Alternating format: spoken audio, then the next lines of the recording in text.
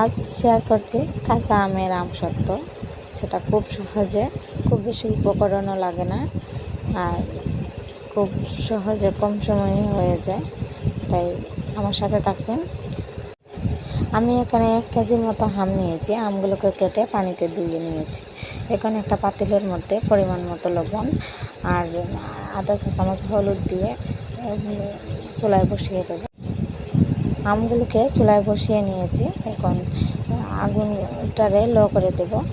এই তো আমার আমগুলো সিদ্ধ হয়ে গেছে। খুব বেশি সময় লাগছে না, আমি 10 মিনিটের ভিতরে সিদ্ধ হয়ে গেছে। এখন আমি একটা ডাল কুটনি দিয়ে আমগুলোকে গলে নেব। আমগুলোকে ঠান্ডা করে নিয়েছি। এখন আমি একটা জারে দিয়ে আমগুলোকে চেলে নেব। আমের মধ্যে খুব বেশি লামস বের হয় নাই, খুব অল্প হয়েছে। ওই আমগুলোকে আবার পাতিলে ঢেলে নেব। আমের পিউরিগুলোকে পাতিলে ঢেলে নিয়েছি। তাতে 1 কাপ পরিমাণ চিনি দিয়েছি আর আধা চা চামচ মরিচের গুঁড়া দিয়েছি জালের জন্য।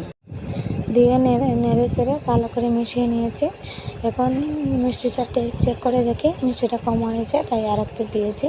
আর সাথে পাঁচফোড়নের গুঁড়োও দিয়েছি 1 চামচের মতো। এই তো আমার আম পিউরি হয়ে গেছে।